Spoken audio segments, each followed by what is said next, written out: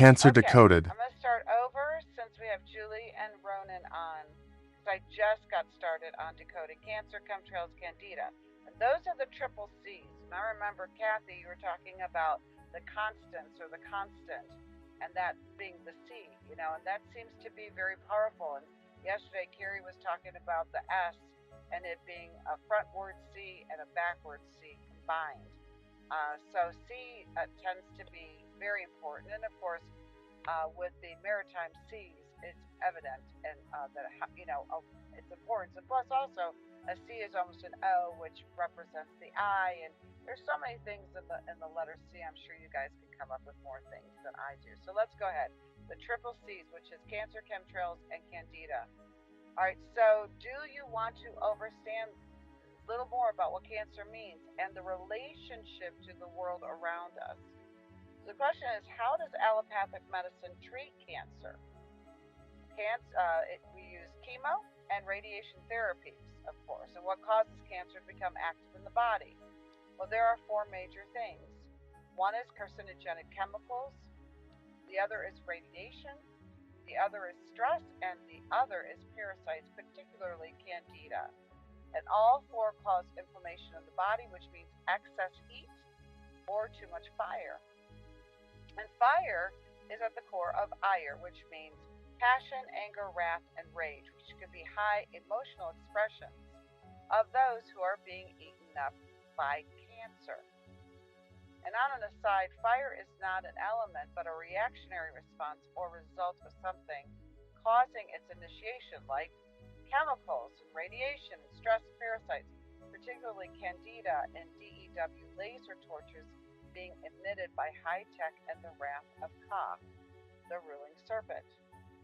Candida is a parasitic fungus that is meant to be triggered in our bodies post death in order to swiftly eat the dead flesh, returning our bodies to dust. But because of processed sugars, salts, fats, foods, grains, pesticides, chemicals in everything we buy, use, and live in, the ongoing stress, dirty electromagnetic frequencies, and more, candida is triggered to be active within us while we are still in existence, which means candida is eating away at us while we are alive, which is why it makes us so ill. It causes cancer cells to be triggered because we are in the throes of death toxicity as it eats off of our tissues, our decay, creating their own impurities and waste die off. See, there are people that are the belief that having fungus in the body or mold in the body is actually a good thing because it will eat on the waste. It will eat up the waste. However, what they're not looking at is that the candida and all parasites in and of themselves are a toxic load on the body, and also all of their waste products and their die-off creates massive die-off and toxicity in the body. So they don't have an understanding of how parasites work. And I'm getting tired of trying to explain it because it doesn't seem like they want to hear it. But um, candida is so horrible that it makes anybody that has it activated ill to one degree or another. And we just look at autoimmune illnesses and know that candida is at play within the body. We can look at people that have weight issues and we can find candida at play in the body. We can look at people that take pharmaceuticals and candida is at play. Also, where there's pesticides and all sorts of things, candida is at play. Now, um, I want I want everybody to look at. Let me change the screens here for just a moment. So, um, if we can look at this, I'm just going to be spelling something out right now. Hold on. All right, there we go. Oh, holy good fuck, says Trish. About what? Okay, so both of the words candida and cancer begins with the word can. And I want you to hold that thought for a moment because we're going to get into what can actually means. So candida albicans on its own means white, white. This is what it means. I'm just typing it out so you all can see because sometimes it doesn't come in clear. But as you can see, candida and albicans has the syllable word can in it, just the same. So now cancer, candida, and albicans has the word can within them, linking them all together. And interestingly, these two words are the origin of such luminous words as incandescent and candle. Taking the value of white doubled, so candida meaning white and albicans also meaning white, the term luminous or luminosity, we can see how candida means the white luminous light. When we die, aren't we directed to go to the light? And yet white light is in process of eating our bodies up, kicking in full throttle once the flesh dies.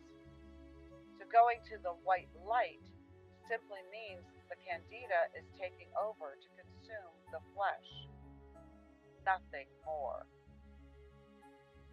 The going to the light is a trap that parts us out through the recycling center, reincarnating us back here over and over again.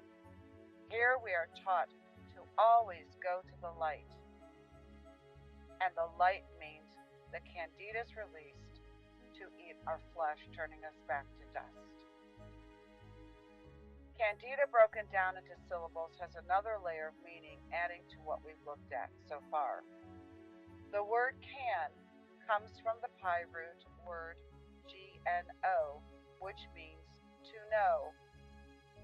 And even more fascinating is that the Pi root know is also the same Pi root of Gnostic and Gnosticism, which also means to know. So, for instance, the word candle means to know El, the Elohim. And if you think about that for just a moment, we teach our children when we go caroling for Christmas, or we have them in Christmas plays and musicals, and they're holding the candle, singing the song Noel, Noel. So candle means to Noel, the Elohim, and that is why we are taught to stare into a candle's flame to focus in on knowing El, the dark lords of this realm, to become practiced in following the light. So all the meditations that is to focus on the light or the flame in our hearts, the candle in front of us, to imagine a candle in our minds, and so on and so forth. It is all about practicing and teaching us to practice to follow the light.